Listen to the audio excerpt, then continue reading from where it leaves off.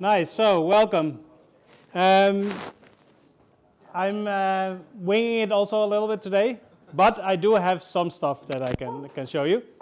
Yeah. So I'm JP. I'm engineering manager for the AI team, and for the last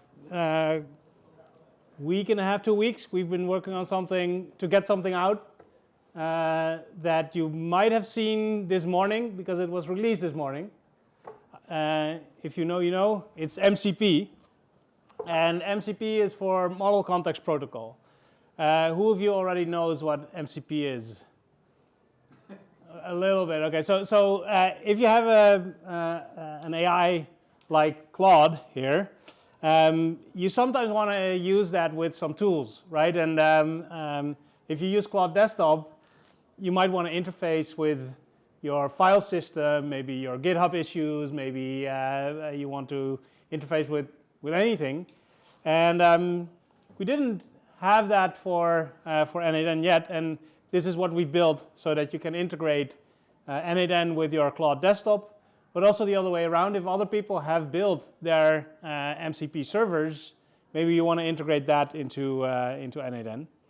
After I show you a little bit of that, it's really hot off the press. I'll show you something else, and I will give you a sneak peek into what we're working on. And it's all AI related because that's my purview, right?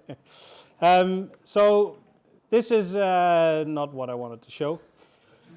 This is the MCP Server Trigger. So if you saw just now Claude Desktop, and I want to maybe attach a couple of tools that I use in n8n regularly, or I want to attach like a sub workflow. I want to expose that to a desktop application or like your IDE, like Cursor or things like that. You want to build an MCP integration, and the MCP Server Trigger is what allows you to do that. It exposes your MCP, your tools on a URL, and you can get that like either the test URL or a production URL, and it works similarly to like your standard webhooks.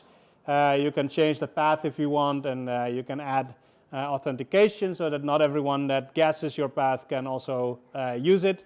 And then you can expose all these tools that you want to Claude Desktop. And I set this MCP server, I set it up with Claude, and I can show you that it says now, for those of you in the back, it says 6 MCP tools available. If I click it, I can see that I have this calculator, Hacker News, my color tool, vector store, a workflow, and a Wikipedia API, all from this n8n server. And that n8n server is the server that you saw here. Right? I called it n8n. You could rename that to something else. So yeah, these are all these tools, and you can actually see that when I say something like, can you summarize the top articles about n8n from Hacker News, then it will start to call that workflow, and it asks you permission, right? So if you use tools in Claude, it will ask you permission. Other clients will not ask you permission. So for example, the client I will show you next doesn't normally ask you permission, and I think also Cursor doesn't ask you permission. But I can click allow for this chat or allow once. Usually I click allow for this chat, and it will contact my, my workflow. And I can actually see that in the executions that it just called the Hacker News tool, right? And it will give you all the information about n8n from Hacker News. And that's basically the MCP Server Trigger. What I think people will really use this for is not to expose these individual tools, although you can if you have your credentials set up and you just want to expose a group of them to your LLM or your other host, basically. But I think most people will eventually use it to expose their workflows, right? If you want to integrate something you've built, you want to kick off a workflow from your LLM, you can do that now with MCP Server Trigger. So that's really powerful. This is the server trigger, and you might notice that it doesn't function like a normal trigger because it doesn't kick off the rest of a workflow, but it's a special kind of trigger that we had to kind of work out how that works. And we might add more bells and whistles later. So for example, there are a couple of limitations. This doesn't really work in queue mode. If you use queue mode, that will not work. But we might have also plans to do prompts, resources, and sampling. How we're going to do that yet, I don't know. But these are things that it's currently lacking. It's just doing tools, while the MCP protocol allows for a lot more. Yeah, so that's the server side of things. Any questions so far? What is queue mode? Queue mode. So you can run n8n in like like with multiple instances, Okay. and so that you can have failover and things like that. It doesn't really work with that yet because we currently have the limitation of using server-side events. That's the protocol they use. There's a new protocol, but we haven't really dug into that yet because all the clients still expect either standard I/O or server-side events. But that requires you to keep open a longer-lived connection. And if you then send a command to n8n, it might end up in the other instance, and it doesn't know how to route that to the correct thing. But yeah, cool. Will it also accept files? What do you mean with accept files? If you want to send an attachment from using Gmail tool. Right. So do you mean attach files from like your tool or from like the LLM? So for example, if you upload a file to Claude. Yes. And then say, okay, send it using a Gmail tool. Right. And attach it. Okay. So the question is, does it also accept attachments from like Claude Desktop if you want to send that, for example, using Gmail? It's a good question. I don't know yet. Yeah, we haven't tested that, but knowing tools, binary files and stuff like that are kind of hard. So if it's like images, that's kind of hard with tools. You might have noticed that in general in n8n, using tools and binary files might be a bit tricky to get right. So probably not yet, but we'll definitely keep that in mind as a potential use case. If you have a really good use case, let us know. Cool. And so this is the other side of MCP. And so we'll get to your question after this bit. So the other side of MCP is the client, right? So if you have an agent, you might want to integrate an MCP server that somebody else built, right? If somebody else built a very nice n8n MCP server, they might want to give you access to that, and you might want to expose that in your agent. Or you might have your own MCP server in your n8n instance, and you want to interface that as an easy way to attach the same tools to different kinds of agents. You might want to you might do that using, for example, MCP Client, like that. And so the MCP Client is basically a tool like you would normally use a tool in an agent, but you can configure like the endpoint that you want, and you can configure the authentication, and then you have the option to include or exclude tools if you want. So right now it is in the all mode, so that it will use all the tools. But you can also say, like, I want to select only particular tools. So I only want to use Hacker News or the calculator or things like that. And you can also do I want to exclude things. If I do all right now and I start chatting, so I can ask it like, can you explain the colors of the Amsterdam flag? Look it up on Wikipedia. Then it will call the Wikipedia tool and it will give us some answers about the Amsterdam flag, and it will call the Wikipedia tool, and you see that here. The query is the Amsterdam flag, and then the tool that it's called with the description. That might be important if you want to figure out, like, okay, what does that tool actually do, and what does that tool actually send to my LLM, and then you can see the response that it returns. So and then it gives you a nice little thing, and that allows you to do all that from the AI agent. So that's the client. That's the other side of this. Any questions before I continue?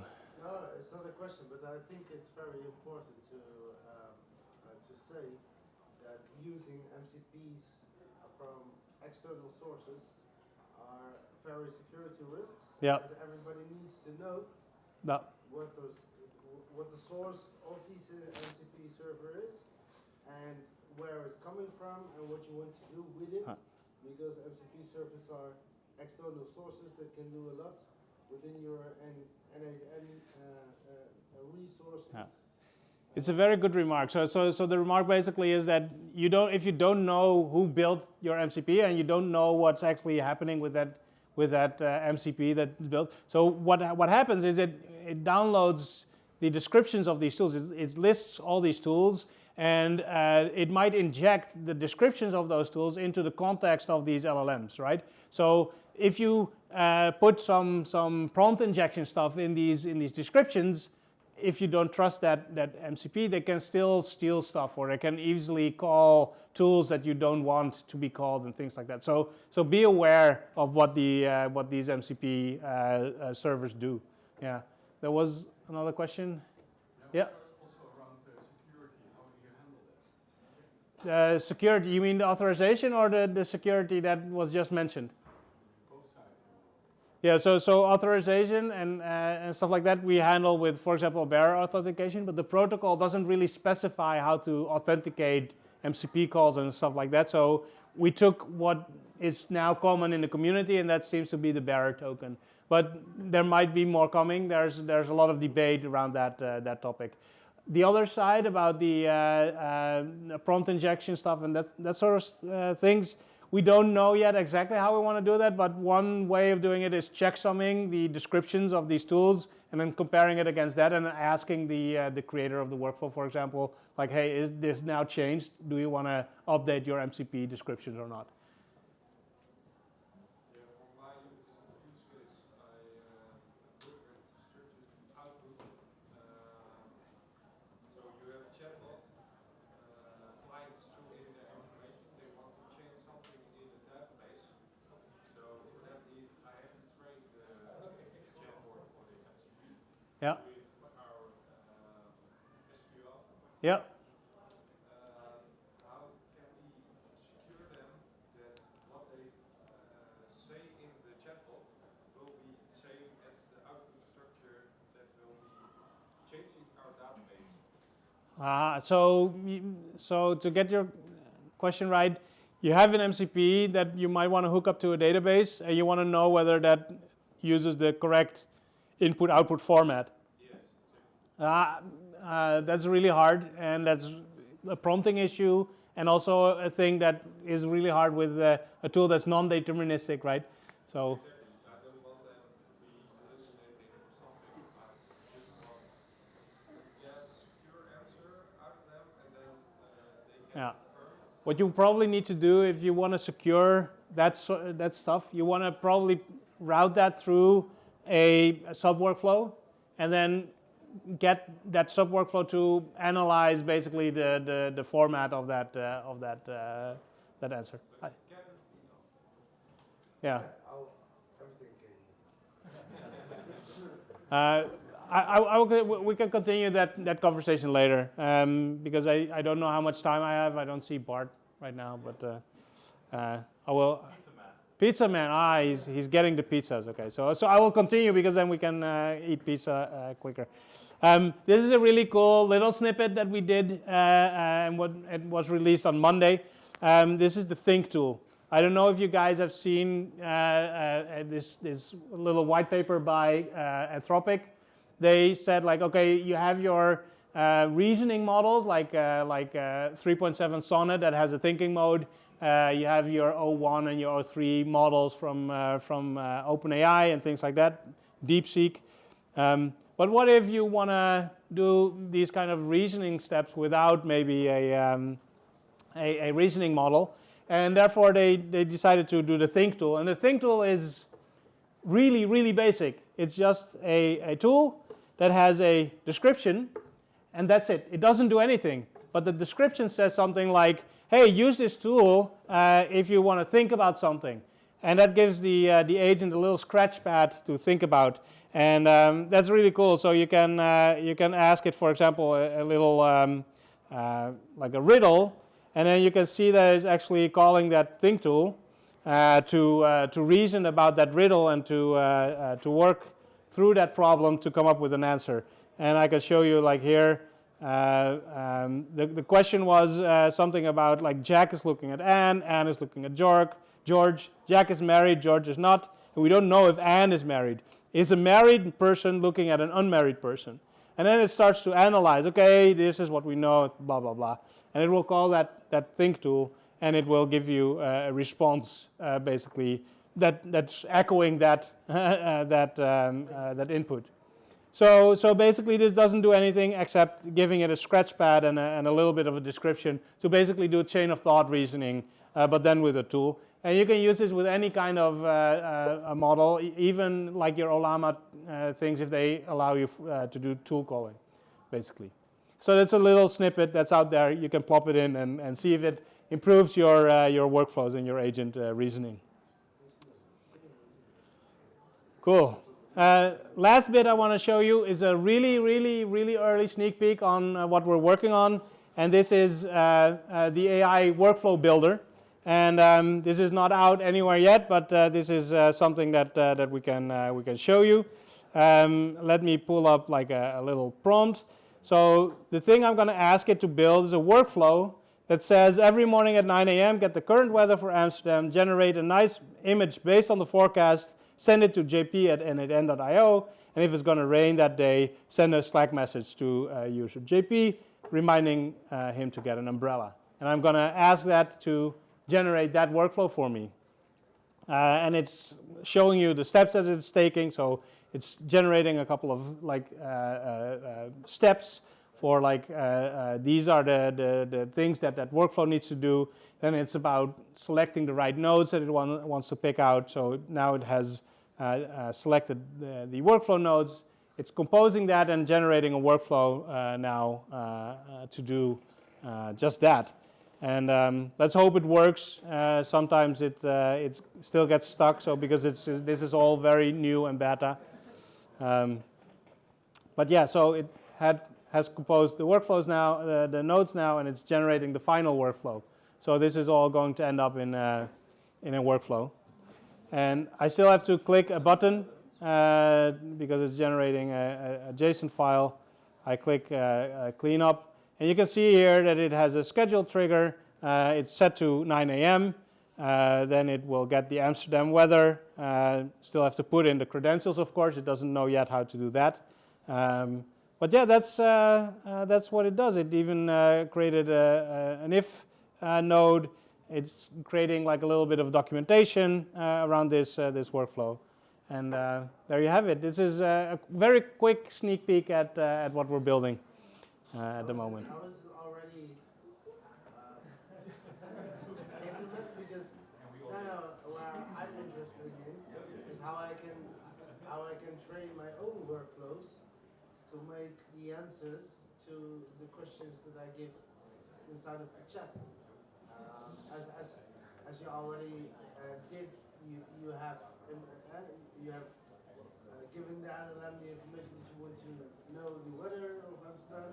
So you get the weather API. So yeah, so what this does basically, it has access to a database of all the nodes that are currently available in n8n. It queries that from the internal database in n8n. Yeah. What are the tools available, and those get added to the context if they look like they are nodes that like belong to this workflow. And if I have tools that are not known by the knowledge base, how can is there a possibility that No, this is all working internally right now. So this is why it's not built in an n8n workflow yet, but might be in the future. How are we doing? One last question? One last question. Okay, very enthusiastic. Yeah, go ahead.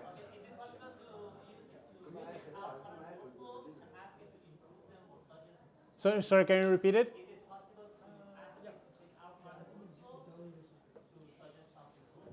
Yeah, so not yet. We're working on that as an improvement after this. So right now it's always generating a single workflow, But after this, it will probably, no, it will definitely be possible to like iterate on your workflow and ask it to add things to your current workflow and things like that. But that will come later. Yeah. Very cool.